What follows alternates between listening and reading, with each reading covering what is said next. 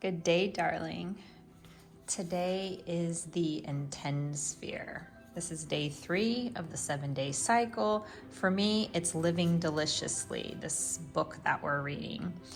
And I really appreciate the chat we had about it yesterday. It opened up a whole slew of other ideas for me. And mostly what I would say is that even though my intention is living deliciously, I don't really know what that's like. I'd say that I've had an amazing life. Have I had a delicious life? I've had an adventurous, exciting life. But what does it mean to actually live deliciously? That's what I'm going to explore today.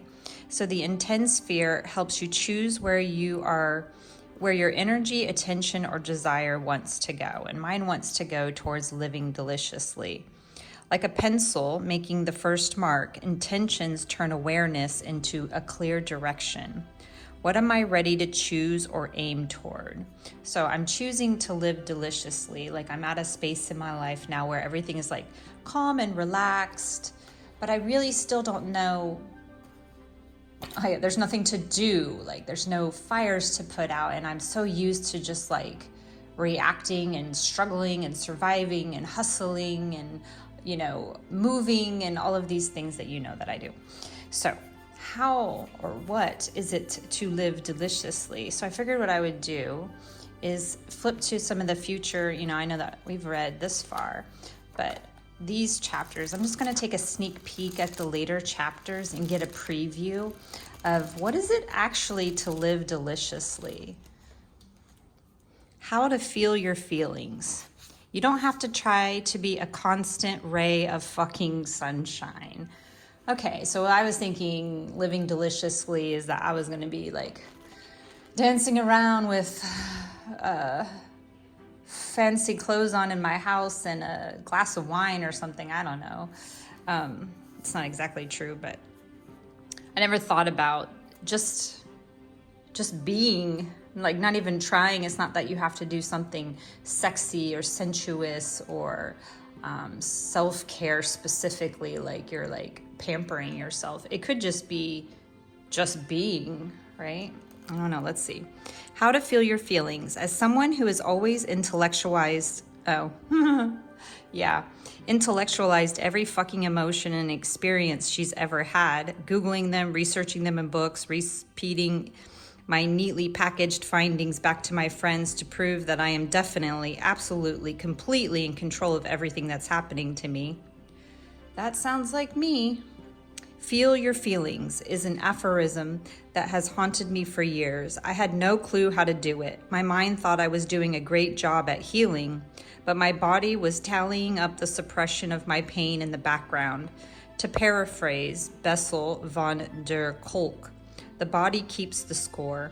It wasn't until I physically burnt out that I was forced to face every emotion I thought I had. And then it'll go on to share more. So, I feel like that's what this past year was, like last fall to this previous spring. It was me recognizing that my body was giving out and that I just needed to not worry about being a ray of fucking sunshine and just surrender to what was and kind of purge that part of my life. You can't outrun your pain.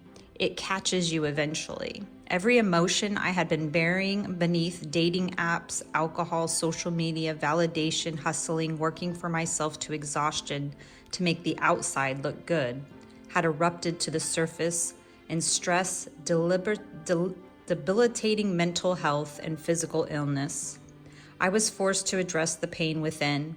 We repeat this cycle throughout our lives. We must constantly breathe in and breathe out the old version of ourselves that no longer serve us.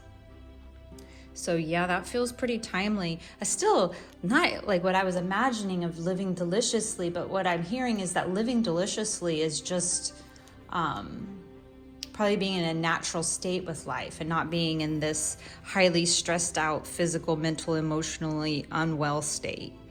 There will never be a clean slate. Our bad feelings will be collecting inside us on a daily basis. We can only get better at regularly cleaning to ensure they do not become mounds and mounds of stored resentment. The first crucial part of being able to let go of shitty feelings instead of suppressing them is to simply noticing the shitty feelings.